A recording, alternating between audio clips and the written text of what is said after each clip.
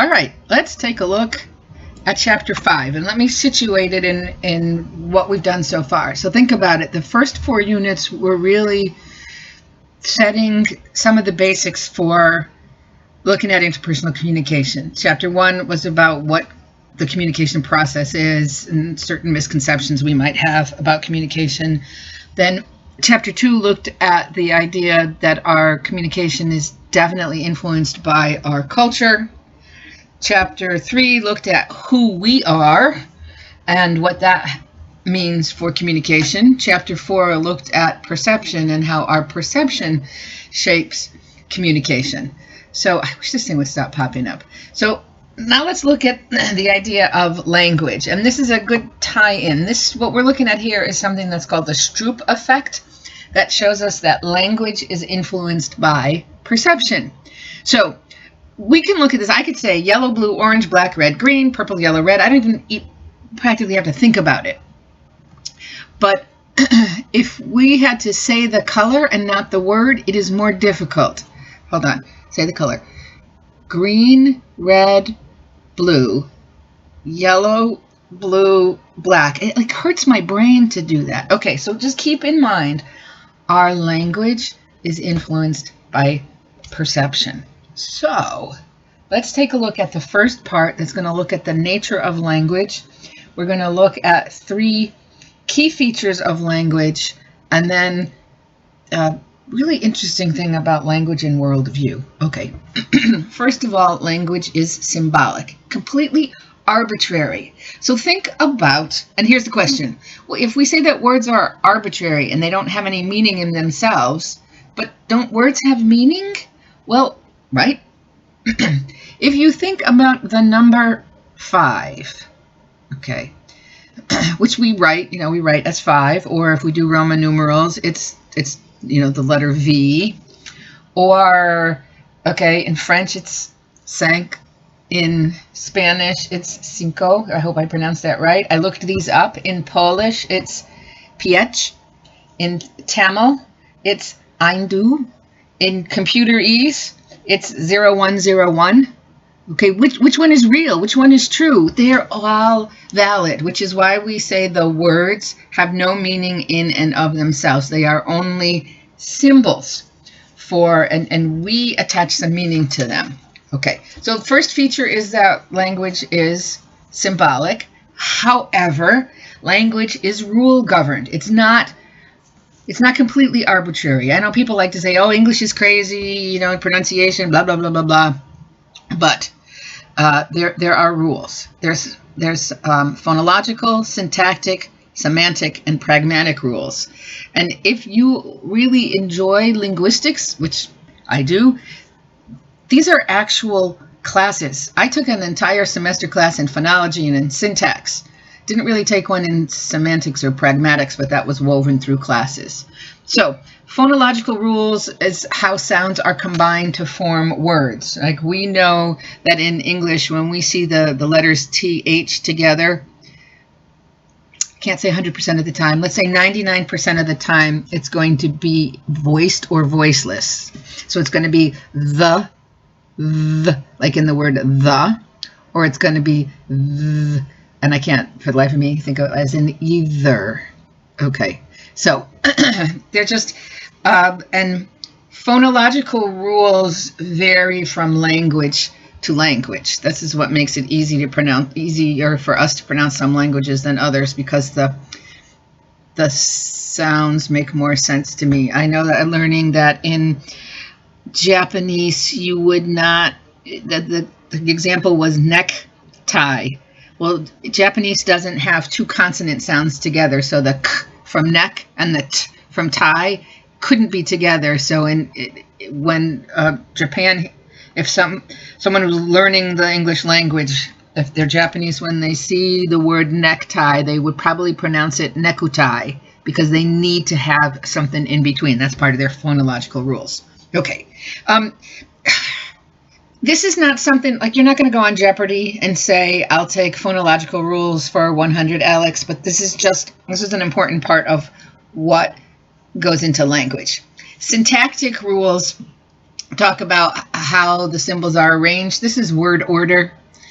You know, English has a very specific word order, subject, verb, object. I, subject, put, verb, the book, object, on the table. Other languages have a different word order, and this is something that is challenging for people who are learning the language if there is a different word order. I remember French drove me crazy with some of the differences that they have. And the classic example is Yoda, into the dark go you. Okay, we think that's funny because that's not how English is set up. Okay, semantic rules govern the meaning of the statement. So you might have heard someone, you're arguing about someone and something, and a person says, oh, that's just semantics. Okay, that would be an example of if we say, let's get together tomorrow. Okay, that's what does it mean? Okay, it could be a straightforward, the semantics of the words is clear enough. Okay, we know what tomorrow means. Okay, we get into pragmatics. Now we're looking at, well, what exactly does that mean? If I say, hey, let's get together tomorrow, do I really mean I want to see you tomorrow? Or is this one of those, yeah, let's get together soon, which means I hope I never see you again? Okay, so another example for pragmatics that I always use is if we're having, there's a party at my house because coronavirus has been defeated, and when you're in there and I say, hey, would you like a drink? Or I say to you, would you like something to drink? Okay, when I say, would you like a drink, you might say, oh no, I'll just have a water. Why? Well, when I say a drink, I'm offering you alcohol. When I say, would you like something to drink, that spans water to fruit juice to tea and coffee. Okay, so these are the pragmatics. And what is really crucial in pragmatics is the context. Okay, so what do I want you to take away from here? Language does have rules. This one is where it starts to get a little, I think, fuzzy for people, that language is subjective. This is called the triangle of meaning, and it comes from work that was done by Ogden and Richards. They wrote I don't remember if it was a book or just a really long article called The Meaning of Meaning, and already your brain is going, can't deal with this. And they're saying that there's the referent, what we're referring to, there's our thought about it, and there's the symbol that we use. Okay, so the referent is the thing, the symbol are the words. So I use the symbol dog. Okay, and each of you have a thought, and somebody says, oh, I say, oh, my sister just got a new dog, and each of you pictures probably a different kind of dog. Someone says, oh, it's a black lab, it's a cockapoo, it's a mutt, it's whatever. All right, and I'm actually, I always forget what it's. Shoot.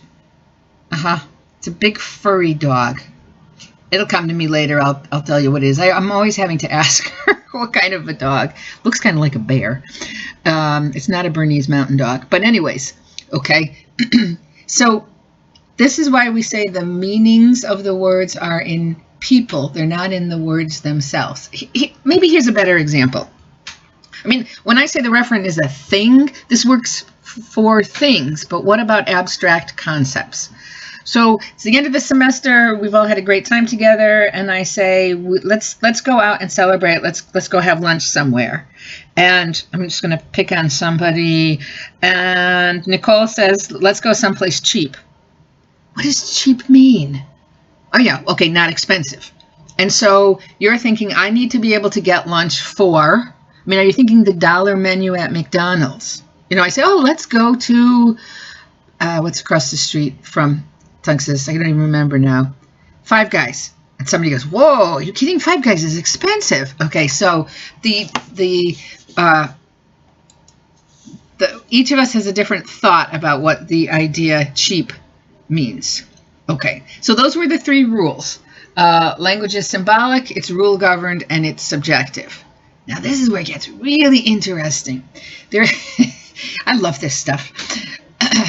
There's a concept called linguistic relativity, and when I was working on my master's degree, I remember my professor poo-pooing this, saying this is just not, there's no base, there's no validity to this. And I believed that for years until maybe about 5 years ago. Okay, but what is linguistic relativity? The idea that the worldview of a culture is shaped by the language its members speak, and the worldview of a culture is reflected in the language that they speak. Okay, and she said, well, I mean, people always said, oh, in Eskimo, there's 100 words for snow. Well, first of all, there aren't 100 words, and in English, we can come up with a lot of words for snow, because if you are a snowboarder or a skier, you probably can make the distinction between them. Okay, but let's give you a little bit of background. There were... I always get these guys backwards, and I should know this. Okay, so there was Benjamin Whorf was an amateur linguist. He actually was an insurance person working for Aetna in Hartford. He used the work of Edward Sapir, who was a linguist, and he said this is, he came up with this idea because he was looking at Navajo.